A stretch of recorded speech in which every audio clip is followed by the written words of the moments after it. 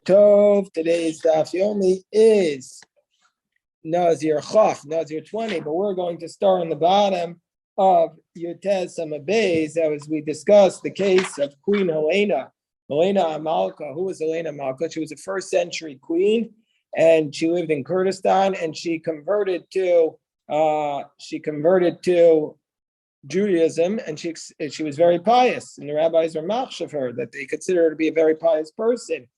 And so the question is, when her son went out to battle, she accepted upon herself a Nazirus for 7 years. And then afterwards, she went up to the land of Israel. And so Beis Shammai says that since we are concerned about ritual impurity outside the land of Israel, we made her be a Nazirite for another 7 years, for another 30 days. And Mesil says we made her be a Nazirite for another 7 years. Then at the end of that 7 years, she became Tameya, and so she had to do another 7 years. So in the end, she was a Nazirite for 21 years, according to Beis Hillel. So Yehuda says that in the end, she was only a Nazirite for 14 years. So the Gemara tells us, Katani Reisha, the first clause, it says, Beis Shammai Omer Nazir Shloshim Yom. Beis Shammai says, according to the first clause, she was a Nazirite for another 30 days. Beis Hillel Omer Nazir B'tchila. Beis Hillel says, no, she had to start over and do another 7 years. What's the source for their dispute? So now the Gemara, there's two different versions of this. One is in Mefarish and one is in Tosfos. We'll start off with just Mefarish's explanation. Beis Shammai Sabri Eretz Amma Mishum Gusha. Beis Shammai says that outside the land of Israel, there's a ritual impurity because the decree was on the earth, that maybe there was a dead body in the land on the earth, and we don't know where it is. And so therefore, the rabbis made this decree because of the earth. And so therefore, as opposed to the airspace. And so therefore, that is a weaker tumah, and so therefore it's enough, Beis Shammai says, for her to be tameya for 30 days. Well, Beis Hillel Hillel's other position, Mishum Avira Gazra, they made the decree because of the airspace, and they were stricter. And so therefore, she needed to start over and do another 7 years. The Tosfos has the exact opposite gear. So he says that the Beis Hillel says Mishum Gusha and Beis Shammai says Mishum Avira. So we'll leave that aside, but I just wanted you to be aware of that. Now Beis Hillel says Mishum Gusha and Beis Shammai says Mishum Avira. So the Gemara says no. The Kulayam Mishum Gusha Gaz. So everybody says we're concerned about the earth, which would really be only 30 days. But what's the basis for Beis Hillel saying we're making it another 7 years? Beis Shammai Savri Bistam Nazirus Kanisna. Beis Shammai says when they penalized her when she went into the land of Israel, they didn't penalize her to start over. They said we're just going to give you a penalty that you have to obey a Stam Nazirus of 30 days. Beis Hillel Savri Kanisna, when they penalized her, Betchilas Nazirus, I'm going to start over again, and that was the penalty. We see from here a fundamental idea that Queen Helena was somebody who was originally not Jewish, not living in the land of Israel, a woman, and still in all this, she reaches the highest levels of spirituality. She becomes a Nazirite for 21 years. So this shows the one of, perhaps, I don't know of another figure in the Talmud who has achieved such a high level of spirituality over such a long period of time. And that's the explanation. That's the description of Queen Helena. We also know from the Gemara in Sukkah that the rabbis came and visited her sukkah. All the rabbis came and visited her sukkah. So this is a very special person, obviously. So the Gemara tells us that Ma'isa Belina Malka, and we saw the dispute that according to the Tanna Kama, she was in the end Tameya for 21 years. She was in the end a Nazirite for 21 years, whereas Rabbi Yehuda says she was a Nazirite for 14 years. So the Gemara says, how come when Rabbi Yehuda argues and says she was a Nazirite for 14 years, is he ruling like Beis Shammai and just she became Tameya at the end, and that's what made her do another 7 years, and that's what she gets to 14 years? Or is he ruling like Beis Hillel that when she went up, she automatically had to do another 7 years, except he argues and says she didn't become Tameya at the end of it? So I'll leave it to Beis Shammai. Are we saying Rabbi Yehuda holds like Beis Shammai, she became Tameya, you have to do it another 7 years? Or Dilma, or maybe Bishalonit May, she didn't become Tameya. I'll leave it to Beis Hillel, but he holds like Beis Hillel says that she has to do another 7 years when she goes up to the land of Israel.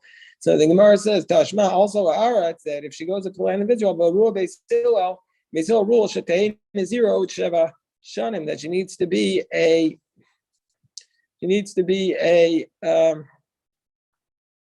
Nazirite for another 7 years. If you want to say we're talking about a situation where she became Tmeya, I'll leave it to Beit Shammai. If you want to say we're talking about a situation where she became Tmeya,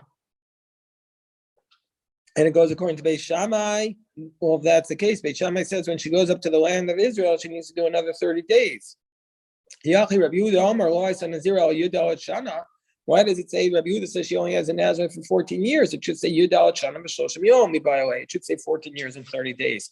So it's proof that Rabbi Yehuda holds like Beis Hillel, except he just says she didn't become Tmeya again at the end. That's why it only has to do 14 years, not 14 years and 30 days. Indeed, we have another brayso which says Rabbi Yehuda Omer Mishum Rabbi Eliezer Damar Kra Zos Toras and Nazir. Rabbi Yehuda says in general, like Rabbi Eliezer, who says that the verse says Zos Toras and Nazir. This is the law of the Nazir. Torah Amra Ki Nitma B'Yom Loos, that if you became Tmeya on your last day, Tain Lo Toras Nazir, that you make him be a Nazirite for another 30 days. So therefore, since Rabbi Yehuda says that if you become Tmeya on their final day, you make him be a Nazirite for another 30 days. And we see from here that the Stam Nazir is 30 days. And so therefore, Rabbi Yehuda's we see from here that Rabbi Yehuda must say that Elena didn't become Tmeya, because if she had become Tmeya, and if you want to say also like Beis Shammai, who says that the 7 additional years was because she lost her count. But if you would be like Beis Shammai, who says that if he would be saying that she became Tmeya on the last day, it wouldn't be another 7 years. It would be another 30. It would be another 30 days, and so therefore she would have to be a Nazarite only for 7 years and 60 days. So why do Rabbi Yehuda say she was a Nazarite for 14 years? It must be that he holds like Beis Hillel and she didn't become Tmeya at the end. Okay, so that's the Mishnah. That's that sugya.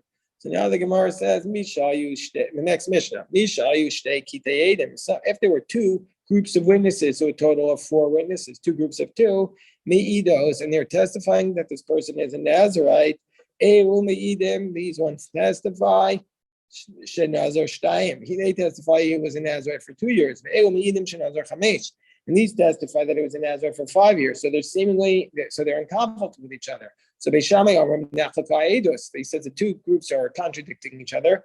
And when you have 2 contradictory witnesses, and you don't believe either one, in kind of Nazirus, there's no Nazirus here. Beis Hillel says, no, they're both at least admitting that you're at least Nazirite for 2 years. And so because even within the 5, the one who's saying 5 is saying he's agreeing that you're Nazirite for 2 years. So you're Nazir Shtayim, so you have to be a Nazirite for a minimum of 2 years. We see from here, Beis Hillel is also stricter than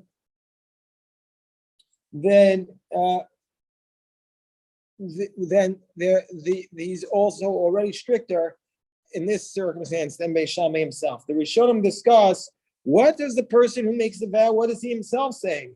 It's because it's not possible to say that he's quiet, because if he's quiet, then the Nazir should be applicable, because we have a concept, according to Beis Shammai, it should be applicable for sure, because we say shtika koda, because silence is like admission. So therefore, the Rishonim suggest 3 possibilities. One is that he's contradicting them, or number 2, he's saying, I don't know what I did, and so therefore we won't say shtika koda. Or 3, he's quiet, but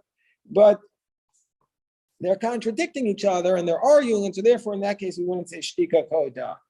So because since they're contradicting each other, he's saying to himself, why do I need to say anything? They're contradicting each other. That's what the Tosfos and the Rosh say.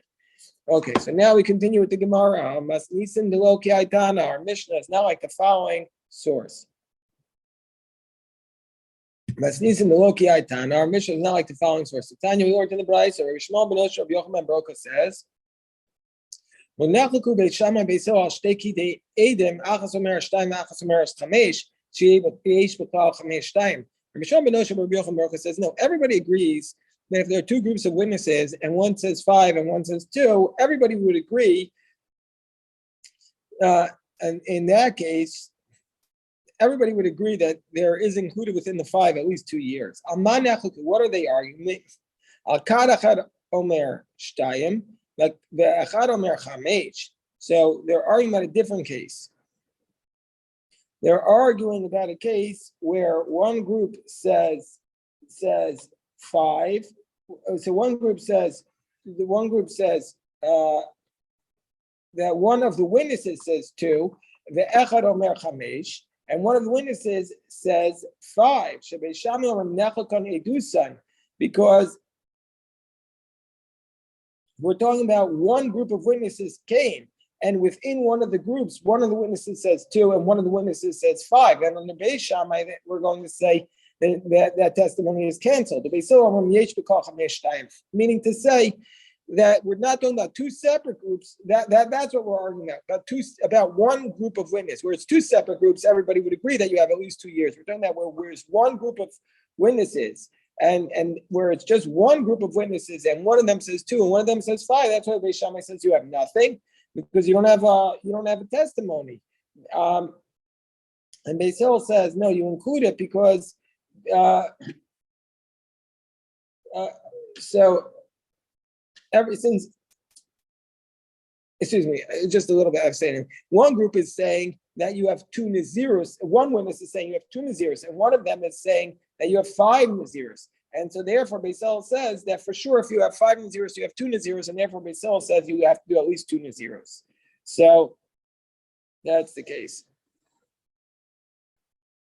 Okay, so Amar Rav, Akol Modeh B'Moneh, Rav says, even Beis Hillel would admit that you're liable to Naziruses in a case where the witnesses are Moneh.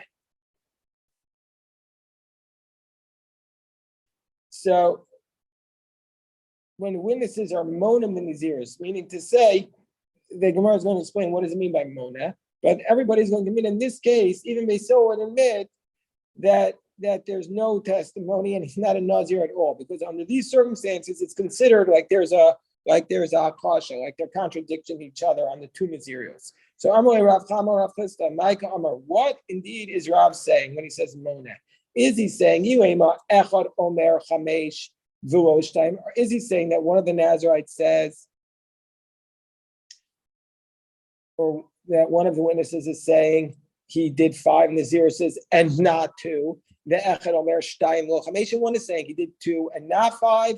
It can't be. That's so obvious. In this case, they're clearly contradicting each other. So there's no kiddush to say that even Beis Hillel would say that there's nothing in that circumstance. So it must be Ela Echad Omer Achas Ushtayim. One of the witnesses says, he said, Hareini Nazir Achas Ushtayim. He says, I'm a Nazirite for 1 and 2. Echad Omer, and the other one says, Hareini Nazir Shalosh Arba Chamesh. I'm a Nazirite 3, 4, and 5. And so even though they're not explicitly contradicting each other, Rav is teaching us that since they counted explicitly their Naziros, it's as though they're saying, I'm accepting upon myself 2 and not 5. The other one's saying accepted upon himself 5 and not 2. So that's what Rav is saying. So Gemara says, well, if that's the case, why does he have to say Hashi Yeshamar Chamirta Amar Kilso Lo Amar? So the Gemara says, why under these circumstances does Beis Hillel say that there's a kasha also on the first two Nazirios that he accepted? He could say the reason why the second one said, I'm accepting 3, 4, and 5, and doesn't say the first 2 is because since he's saying I accepted 3, 4, and 5, for sure he accepted the first 2. So the Gemara says, and so therefore they don't understand it. So why does he have to go back and repeat it? So why does Rav say that? In that case, Beis Hillel would say that they're arguing and he doesn't have any Nazirus. So the Gemara says, Amri b'ma'arava ein achasha b'mona. Indeed, in Eretz Yisrael, they said we don't accept Rav's teaching, and that's not considered a achasha, but he's obligated to do 2 Nazirios, like Beis Hillel says. Misha Amar. We've completed this chapter called Misha Amar. And now we start the next chapter, which is also called Misha Amar. Feel a little confusing. Misha Amar twice in a row. Rabbi? Yes. So they don't accept Rav's opinion Who's they? The rabbis in Babylonia or the rabbis in Eretz Israel? In Eretz Yisrael. Ami b'ma'arava ena chasha b'mona. They argued with Rav. But this is but I'm just asking, and like here in the Talmud Bavli or whatever, are they going by that opinion or whatever of the rabbis in Eretz Israel? The Bavli records a position of Rav, and Rav Okay. Chama questions it, and then in Marava they did not agree with Rav's position. So it seems like in Eretz Yisrael they didn't accept what Rav said, but it doesn't say how they ruled in Bavel. But presumably Rav was the Rosh, so they wouldn't argue with him. Yeah. Okay. Okay. So the Mishnah said, we start the next chapter. Misha Amar Hareini Nazir. So the chapter says, if somebody says Hareini Nazir, somebody says, I am a Nazirite, Vishama Chavero, and his friend hears this, V'amar Vani, and he says, me too. The original Me Too movement. He says, I'm also going to be like my friend. I'm also a Nazirite. And then within Toch K'dei Dibor, which was a phrase we had earlier, within the amount of time, you'll see exactly what that means, but you say Shalom Aleichem Rebbe, or maybe Shalom Aleichem Rebbe or Mori. Within that time, another person comes along and says, Va'ani. So one person says, I'm a Nazirite. His friend hears it says, and me. And the next one says, and me too. And even though he didn't say explicitly Va'ani Nazir, they're all going to be Naziros, because in order to be a Nazir, you don't need specifically to say Hareini Nazir. You can even combine with the previous person, and then you'll also be a Nazirite. Since he says Vani, he's making his Naziris depend upon the first person. Therefore, he said, Hutar Rishon. So therefore, and this is a sugya that we had already in Nedarim, he says, so under those circumstances, we're going to say, if the first person goes to the Chacham and it says, you know what, I want to annul my vow, Hutrukuan, all of them were dependent upon the first person. So the first person annuls his vow, all of the vows are annulled, and so none of them are Nazirites. But Hutar Achron, if it's the last person who annuls his vow, Achron Mutar V'Kulam Asur, and the last one is no longer a Nazirite, but all the other ones who are not dependent upon him, they're all going to still remain Nazirites. So now the Mishnah brings in a second case. Amar Hareini Nazir, let's say he says, I'm a Nazirite, V'Shamo Chavero, and his friend hears this and he says, Pi Kepiv, Usari Kesari. He says, my mouth is like his mouth. My hair is like his hair. Hare is a Nazir. We're going to say he's a Nazir because from the fact what he says, like these words, it's enough to say it's as though he's saying Va'ani. It's like he's saying Amitu. The Mishnah says, what about a woman and her husband? Hareini Nazir. We know that the husband can annul his wife's vow on the day he hears it. So the person says, I'm a Nazirite. V'shama Ishto. And this is one of my favorite cases. And then the wife hears it, V'amrani, and she says, me too. And then Mefer Eshalah, he can reject her vow, V'shilokayim, but his vow will still be upholding. But let's say she says, Hareini Nazira, she says, I'm a Nazirite.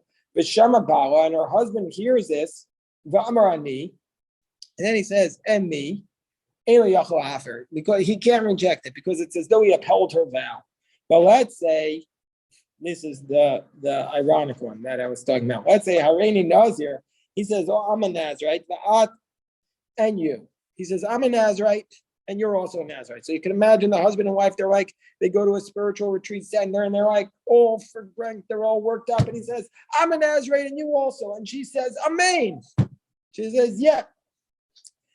Meifrat Shalah, he can then reject her vow, V'shalokayim, and he's going to remain a Nazirite because he's allowed to reject her vows on the day he hears it. But let's say she says, Hareini Nazira, she says, I'm a Nazirite, V'ata, and you, V'amar Amen, and he says, Amen, Eino Yachol Hafer.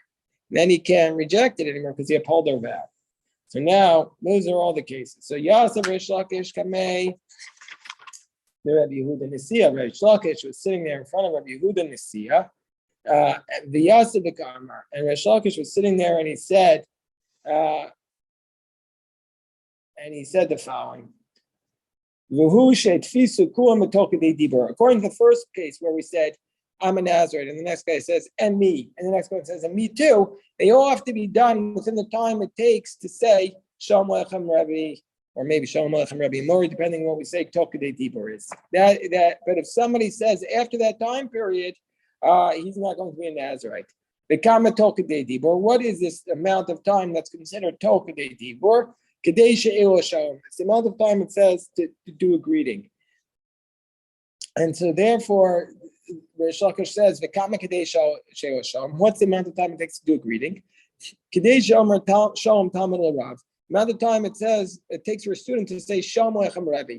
As long as you say these three words, and so therefore, the majority of time, we see that Rish Lakish, the most somebody could accept upon themselves is three people. Meaning to say, if everybody says Ani, V'ani, V'ani, and after that, they can all combine to the first Nazarite. But after that, those three words, we're going to say the fourth person is not connected to them because of too much time passed. Amar Lae, so Rabbi Yehuda Nazir said to Rish Lakish, this amount of time that you gave is so small. Tuv l'shavakt, ravacha l'talmida. You didn't give any space for the student to be matfis to his friend, because if a student sees his Rebbe, immediately after his friend says already Nazir, he has to come and say Shalom Aleichem Rebbe to his Rebbe. And so then he can no longer go back and say, and me too, and be connected, because the time passed. So therefore, Rabbi Yehuda Nazir says that you could do that fast immediately after you say Shalom Aleichem Rebbe, and right afterwards you could say Ani, and it would help. So that's what he says. And Dayanami Achi. And indeed, we're on top of 21a, and indeed the Gemara says we'll bring a brisa to support Reish Lakish. Mi sha'amar areini nazir v'shama chavero v'shah k'dei dibor v'amar v'ani hu aser v'chavero muter. Somebody says I'm a Nazirite, and his friend waits the amount of time it says Shalom Aleichem Rabbi. Then we're going to say the person himself is a Nazirite, and the one who said v'ani is going to be permitted. V'kama k'dei dibor k'dei she'lo shalos talmud l'rav. The amount of time it takes to say Shalom Aleichem Rebbe. So, let's bring the support for this, because we said Mi Sha'amar Hareni Nazir v'Shama Chaver v'Amar Vani.